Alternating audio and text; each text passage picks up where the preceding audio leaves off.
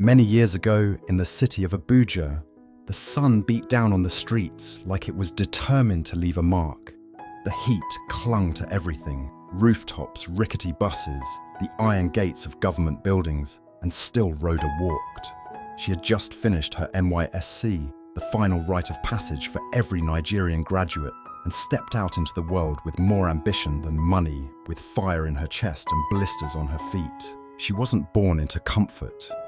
Her father had died when she was a child, and her mother had faded soon after leaving her in the care of relatives, who saw her more as an obligation than family. She had grown up learning how to ask for little and expect less, but there was something uncrushable in Rhoda. She didn't know where her certainty came from, but it was there, like a quiet voice that said, "Keep going," and so she did. She moved in with her Vanti in Garki, a woman as stern as a church pew and just as unforgiving.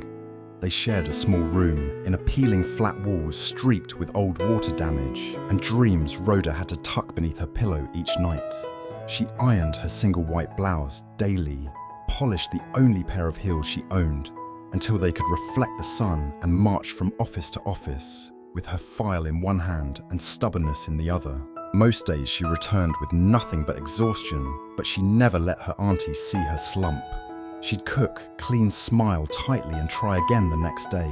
She told herself over and over that the break would come, that all this hunger, all this shame, all this sweat had to lead somewhere, and yet the city stayed silent. Interviews were few, offers were none. The weight of expectation pressed harder with each passing week.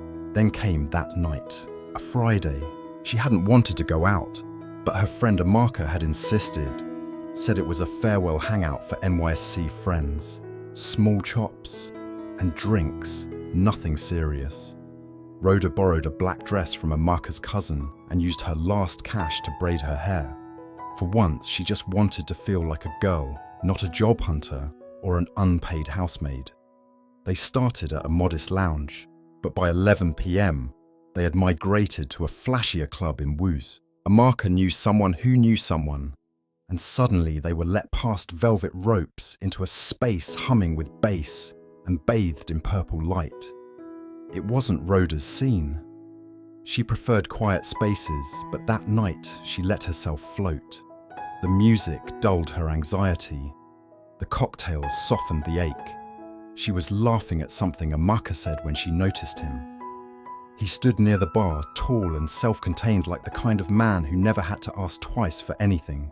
His wristwatch glinted like glass under the light, and when he looked at her, it felt like the room paused. He didn't smile immediately, just stared, then gave a slow nod, as if he already knew she'd come over. And she did. They talked. Names were exchanged, only first names. His Remy, hers Rhoda. His voice was deep, smooth, like something meant to be whispered. He didn't talk much about himself, and she didn't pry. It was easier that way, less real, like a dream you didn't want to wake up from. After 2 drinks and a slow dance, they ended up outside in the parking lot. The kiss was unexpected, but not uninvited.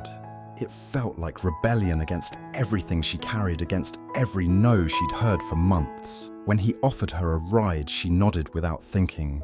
The next morning, she woke alone in a hotel room in Maitama. The sheets smelled of expensive detergent. The AC hummed softly.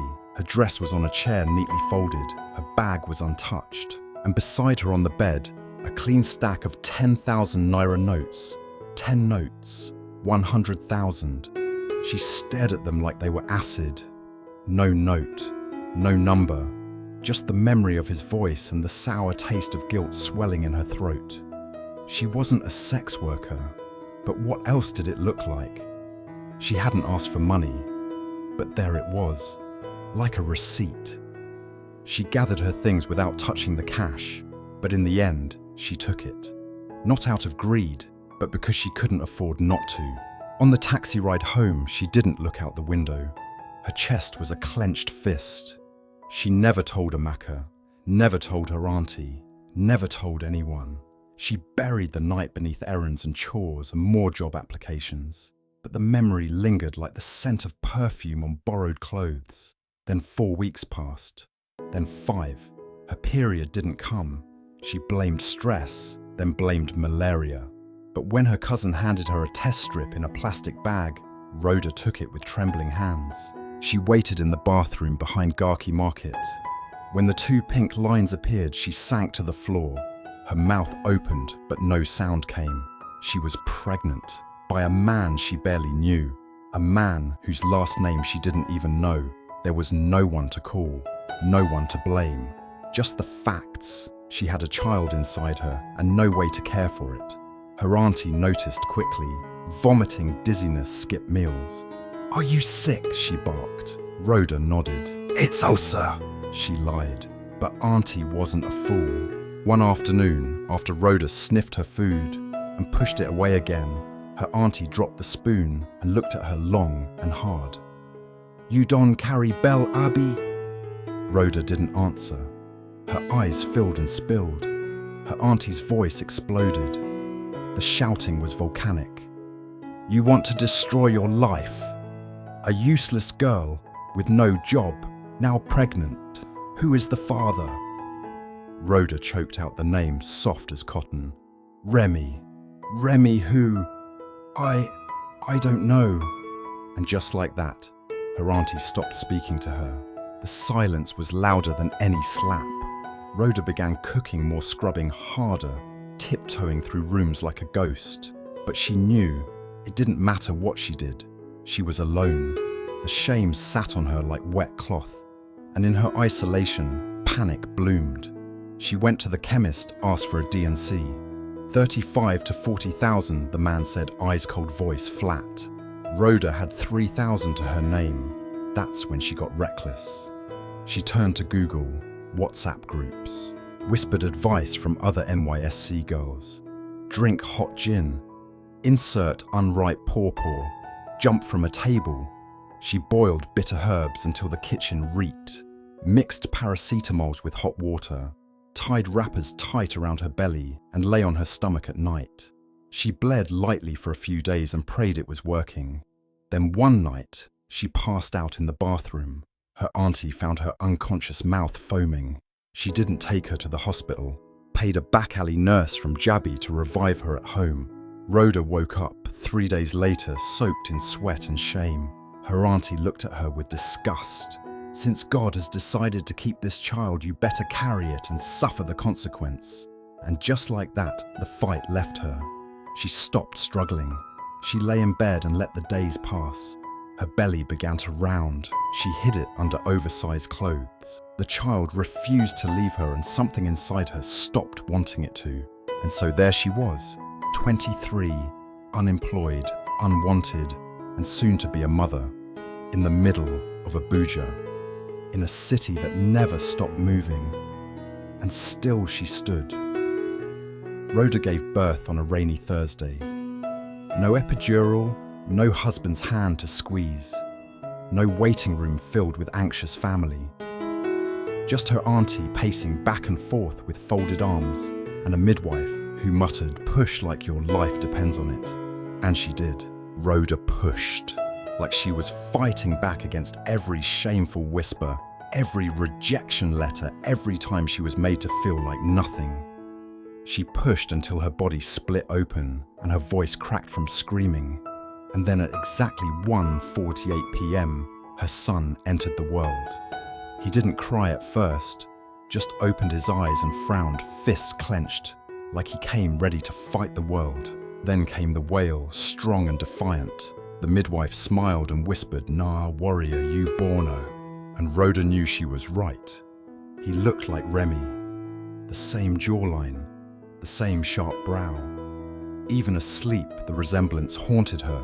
She named him Zion because even though he was born of sorrow, he felt like a promise. The days that followed were not kind. Rhoda, now a mother at 23, became a ghost with a baby strapped to her chest. She walked Abuja's burning streets under the weight of judgment and hunger. She hawked snacks at motor parks, her body still aching from childbirth. She washed clothes for women who looked her over with pity or disdain. "Fine girl like you see as you waste," some would mutter. And always the whispers behind her back. single mother. Who go marry her now? But she stayed standing because she had no choice, because the small boy tied to her back, chewing her wrapper and giggling at passing motorcycles needed her to. The silence in her auntie's house grew colder. The sighs were louder now, more frequent, more pointed. It was clear she was no longer welcome, not truly. One morning, Rhoda woke up, packed her few belongings. Zion's tiny clothes, her crumpled CV, and the leftover memory of a man named Remy, and left before the sun fully rose. Her auntie stood in the doorway, arms folded, lips thin. "I hope you know what you're doing." Rhoda nodded Zion, asleep on her chest. She had 18,000 naira saved from odd jobs. It wasn't much, but it was enough for 2 transport fares to Lagos and a few days of boiled rice and sachet water. Lagos greeted her with chaos. Horns, sweat, dust. The city never stopped moving and she had to keep up or get trampled. She stayed first with a distant cousin in Ikorodu who let her crash on the floor but made it clear she couldn't stay long. By her second day in Lagos, Rhoda was on the streets again. CV in one hand, Zion on her back. She knocked on restaurant doors, cleaning companies, even hair salons. "I can wash plate, clean, serve food, anything please." Most turned her away, some laughed, but eventually a small buka in Ketu gave her a shot. Nothing glamorous, just hours of sweat noise and stress serving amala and ifo to tired drivers and impatient customers. The pay, 15,000 naira a month. But she got 2 meals a day. Rhoda took it with gratitude. Every day was a test. She tied Zion securely to her back with a shawl, his head resting on her shoulder, while she dodged hot pots and insults. Sometimes, when he cried too loud, the madam would hiss, "This is not Kershi, oh, if you can't manage, go." But Rhoda stayed. She had to. After work, she would walk home to a 1-room boys' quarter in mile 12, bathe Zion with a cup of water, sing softly to him, then collapse beside him, her feet burning and hands blistered. But it was survival, and it was hers. She found a Sunday car cheeks nearby that charged 2,000 naira a week. It gave her freedom, allowed her to work without fear of hot oil splashing her child. And then one afternoon, as she wiped down tables in the corner of the busha, a woman walked in, clean makeup. Corporate clothes, the smell of office air conditioning still clinging to her. She ordered pounded yam and vegetable soup, sat in the corner quietly and watched. Rhoda didn't notice at first, too busy keeping up with orders. But then the woman spoke. "Are you the one always here with the baby?" Rhoda turned, nodded. "We're opening a new restaurant not far from here. A decent place, uniforms, better pay. I've been watching you. You're fast, respectful, and you smile, even when insulted." Rhoda blinked. "Ma, come tomorrow for an interview. If you pass, you'll start next week. 45,000 naira monthly." That night, Rhoda sat on her thin mattress and stared at Zion as he slept. She whispered, "We're leaving that buka. No more slaps over change. No more tears in the toilet." It wasn't luxury, but it was progress. For a girl who once tried to force a child out of her womb with hot gin and desperation, it felt like a miracle. She showed up to the interview in her best blouse and iron trousers. She passed. She started the following Monday. The new restaurant was a world apart. Air conditioning, clean uniforms, soft music, respectful customers who said please and thank you. Rhoda adjusted quickly. She moved with quiet grace, balancing trays like art, her tips growing steadily. For the first time in years, she held her head high. There was dignity in her steps now. With her first full salary, Rhoda did something bold.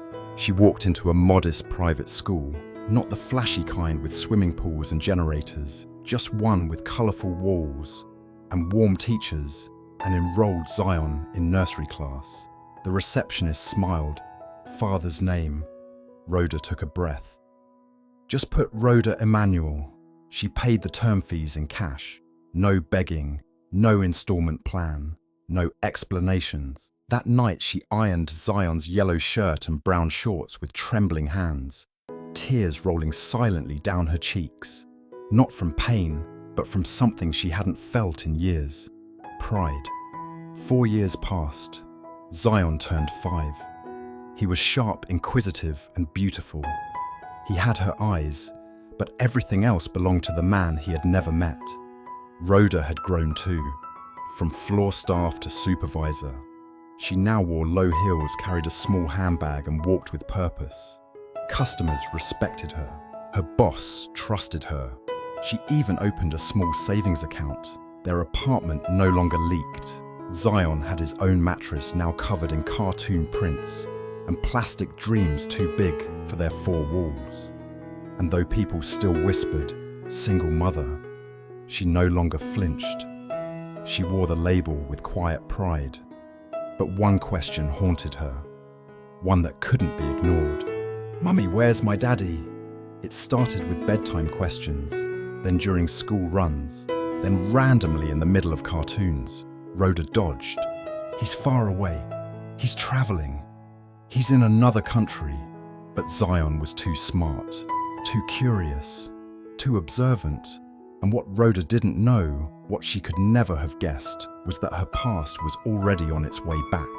This time, it wore a designer suit, and it had no memory of the night that changed everything. It was a Saturday. The restaurant was buzzing. A wealthy family had booked the entire VIP section for an engagement party. Rhoda had been overseeing preparations for days, supervising staff, polishing wine glasses, coordinating menus. Her manager had whispered to her, "This family is rich. If this goes well, we go viral." Zion had no school that day and no CRC, so she brought him with her dressed in clean jeans and a t-shirt. "Just stay in the staff lounge, okay? No noise, no running around. I'll come check on you." He nodded solemnly. "I promise, Mummy." Rhoda worked like a conductor in a symphony. Waiters moved swiftly. Guests arrived in flowing lace and shining jewelry.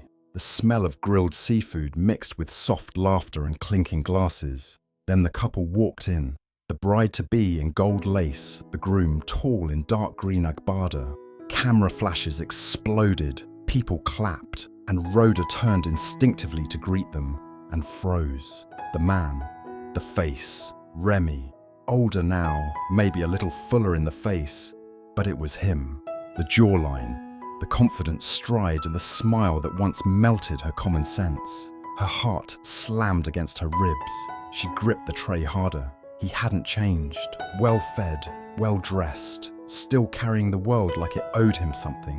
And beside him, a beautiful woman, his fiancée, Zion's almost stepmother. Rhoda turned sharply and walked into the hallway before her knees could betray her. Her past had walked back into her life, and it was wearing sunglasses and laughing with in-laws. He didn't recognize her. That was clear. No flicker of confusion, no double take. To him, she was just another uniform, just another hand placing champagne glasses on white linen tables. But to her, he was a ghost made flesh. She pressed a hand to her chest and breathed. She still had a shift to finish. Zion was waiting in the lounge. There would be time to fall apart later. For now, she had to hold the tray steady. But life, like Lagos traffic, has a mind of its own. And Rhoda's calm, it was about to crack. The restaurant buzzed with the kind of tension that only luxury events bring. Waiters glided like whispers across the polished floors. Napkins, crisp wine glasses gleaming the scent of jollof, and grilled prawns hanging in the air like perfume. The VIP engagement party was underway, and everything had to be perfect. Rhoda, now in her black slacks and pressed white shirt, her name tag gleaming modestly. Supervisor Rhoda Emmanuel moved with practiced grace, giving quiet instructions, correcting a misplaced centerpiece, adjusting a crooked bow on a chair. She was calm on the outside, but inside her mind throbbed with silent prayers. No school today, no CRC. So she had brought Zion with her, made him promise to stay in the staff lounge. No noise, no playing outside, just draw and be good.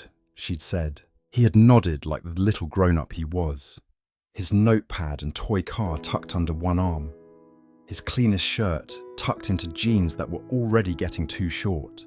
Then he walked in. Remy. Time cracked in half. It didn't matter that 5 years had passed. The moment Rhoda saw him, her breath caught like a scream trapped in her throat. He was older, yes, fuller around the jaw, his beard better groomed. But there was no mistaking the man who had shattered and reshaped her life in a single night. The same arrogant grace in his stride, the same quiet command of the room, and worst of all, the same smile. He laughed, kissed his fiancée's hand, nodded at guests like royalty. Cameras flashed. Champagne was poured, and Rhoda stood there, invisible to him. Not even a flicker of recognition when their eyes briefly met as she adjusted silverware on his table. To him, she was just another server in the room. But to her, he was the storm that had never really passed. She gripped a tray so tightly her knuckles whitened. Her heart beat so loud she could barely hear the music. 5 years of pain, shame, and survival.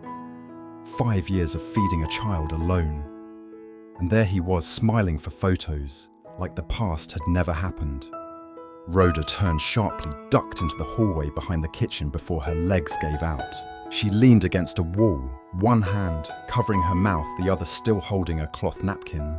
She didn't cry. There was no time. Zion was waiting. Her shift wasn't over. The storm inside her could wait until the last plate was cleared. But fate has always had its own plans. Zion had been quiet for hours, drawing superheroes in his notepad.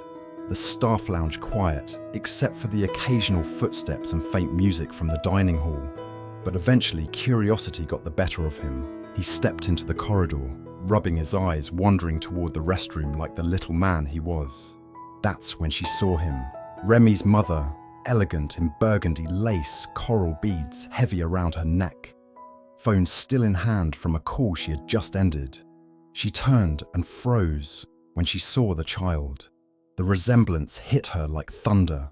The shape of his jaw, the gentle frown, the small gap between his teeth when he smiled politely, but most haunting of all, the birthmark. A curved little scar just beneath his thumb, the exact same one her son had as a baby. Her heart thudded, her breath caught. "Hello, dear. What's your name?" she asked gently. "Zion," he said shyly, tilting his head. "That's a lovely name. Who brought you?" "My mummy. She's working."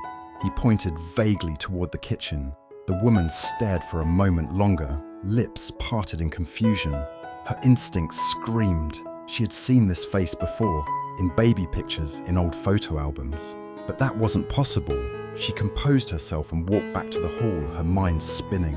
Quietly, she stopped a passing waiter. "The little boy, do you know who his mother is?" The waiter, distracted, paused to think. "Oh, that's Sister Rhoda's son, our supervisor. She brought him today. Schools are closed." The woman nodded slowly, thanked him, then made her way toward the kitchen. Rhoda was by the drink station, folding napkins, when she heard a soft voice behind her. "Good afternoon, my dear." She turned. The woman stood there, smiling politely but watching her closely. Rhoda straightened. "Good afternoon, Ma. Sorry to bother you. I just met your son." Rhoda tensed, her heart skipping. "Yes, he's here with me. No school today. He's lovely, so well behaved," the woman said kindly. But her eyes didn't waver. "Forgive me if this sounds strange, but does he have any relatives here in Lagos?" Rhoda hesitated, her smile polite but strained. "No, Ma. It's just us." The woman nodded, still staring. "He reminds me of someone. Striking resemblance. It caught me off guard." "People say that sometimes," Rhoda replied carefully. "Maybe it's just coincidence." The woman held the smile, nodded once more, and walked away. But her thoughts were tangled like vines. She couldn't let it go. Back at her table, she leaned toward Remy, lowered her voice. "There's a child here," she said. "I saw him. He looks exactly like you did when you were small. He even has your birthmark. Remy chuckled, distracted by his fiancée beside him. Mum, come on. Kids look like people all the time. No, she said firmly. He has your exact birthmark. Same hand, same shape. Remy frowned. I'm sure it's nothing. Humour me, she said. There's a staff member here. She was very helpful. I want you to meet her. Reluctantly, Remy followed his mother through the corridor. Rhoda, unaware of what was unfolding, was still by the drink station. Zion sat quietly on a stool nearby drawing. The woman stopped a few feet away, turned to her son. This is the woman I mentioned. Rhoda looked up, and everything stopped. Their eyes met. Remy's smile froze mid-expression. His posture stiffened. He tilted his head the way people do when a memory pulls at the edge of recognition. She didn't move. Her heart pounded, but she stood her ground.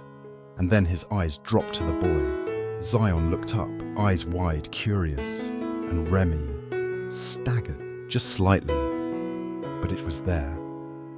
He looked from Zion to Rhoda, then back to Zion. His breath caught. I've seen you before, haven't I? He said slowly. Rhoda's voice was calm, quiet. I don't think so, sir. But the silence that followed was heavy. His mother looked between them, her eyes widening. Something in her face cracked. Understanding began to bloom. Zion blinked, stood up and walked toward his mother. Rhoda placed a hand on his shoulder gently. Say hello. Zion looked up at the man. Good evening, sir. Remy opened his mouth, but no words came out. The resemblance was undeniable. He looked into the boy's face and saw himself. His nose, his brow, even the curve of his mouth. The birthmark was the final blow. He took a step back as if hit by an invisible force. How old is he? He asked. 5. Rhoda answered, her voice firmer now. Born in April. I didn't... Remy began, but stopped. The guilt crept in like smoke. He looked at his mother. She said nothing, just watched him. Why didn't you... He turned back to Rhoda, eyes glassy. Why didn't you tell me? Rhoda met his gaze, with a calm forged from years of surviving. Tell you what? I didn't have your number. You left without a word. Without even your last name. Remy opened his mouth again but closed it. He had no defense, no excuse. The man who had walked away from a hotel bed and left a stack of bills had just come face to face with his consequence, and he didn't even know how to say sorry. I raised him alone, Rhoda said, with no help, no father, just me. So don't come here with guilt unless you're ready to wear it fully. Her voice didn't shake, not once. Remy's fiancée appeared around the corner, confused by the delay. Babe, what's going on? She asked, smiling. Then she saw the boy, then Rhoda. Her smile faltered. The air grew dense. Remy stepped back again, swallowed hard. We'll talk, he said, eyes locked on Zion. We have to talk. Rhoda didn't reply. She turned to her son. Come, baby, go back inside. Zion nodded, confused but obedient. She led him away with dignity, her back straight, her voice steady. Behind her, Remy stood frozen. His mother placed a hand on his arm. What have you done? She whispered, but Rhoda didn't look back. She had plates to clear, a son to feed, and a life she had built from nothing.